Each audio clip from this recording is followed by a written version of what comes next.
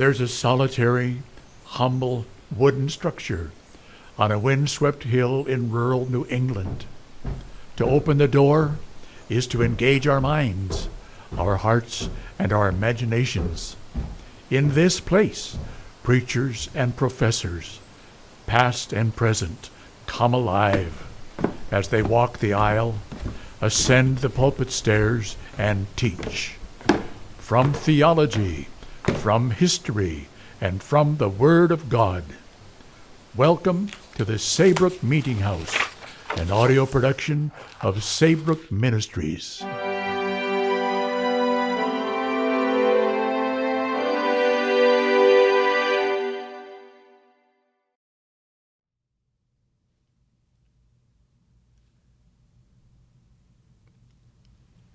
When we hear the thunder rumbling in some distant quarter of the heavens, we sit calm and secure amidst our business or diversions. We feel no terrors about us and apprehend no danger. When we see the slender streaks of lightning play afar off on the horizon of an evening sky, we look on and amuse ourselves as with an agreeable spectacle without the least fear or concern. But lo, the dark cloud rises by degrees. It grows as black as night and big with tempest. It spreads as it rises to the mid-heaven and now hangs directly over us. The flashes of lightning grow broad and strong, and like sheets of ruddy fire, they blaze terribly all around the hemisphere. We bar the doors and windows and every avenue of light, but we bar them all in vain. The flames break in at every cranny and threaten swift destruction. The thunder follows, bursting from the cloud with sudden and tremendous clashes. The voice of the Lord is redoubled with violence and overwhelms us with terror. It rattles over our heads as though the whole house were broken down at once with a stroke from heaven, and were tumbling on us to bury us in the ruins. Happy the soul whose hope in his God composes all his passions amidst these storms of nature, and renders his whole deportment peaceful and serene amidst the frights and hurries of weak spirits and unfortified minds. What lesson shall we derive from such a scene as this?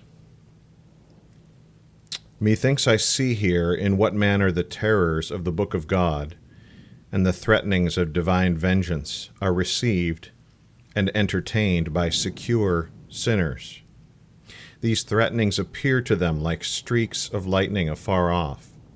The most dreadful predictions of the fury of God sound in their ears, but like the feeble murmurs of the sky and far distant thunder. The poor among mankind go on to pursue their labors of life, and the rich their vain amusements. They have no fear about these future storms afar off, nor any solicitude to avoid them. But the hour is hastening when every threatening in the Bible shall appear to be the voice of God, and his power shall employ all the terrible things in the creation for the accomplishment of his dreadful word. The wings of time bring onward the remote tempest.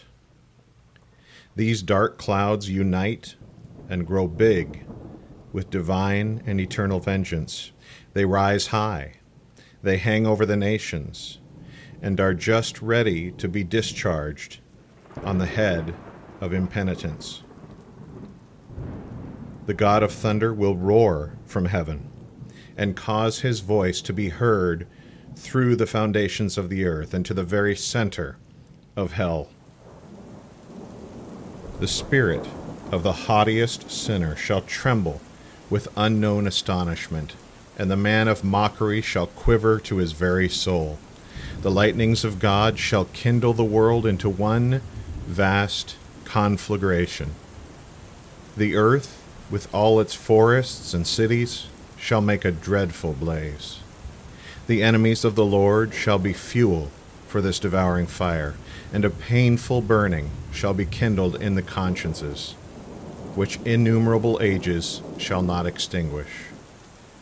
Who can dwell with this devouring fire?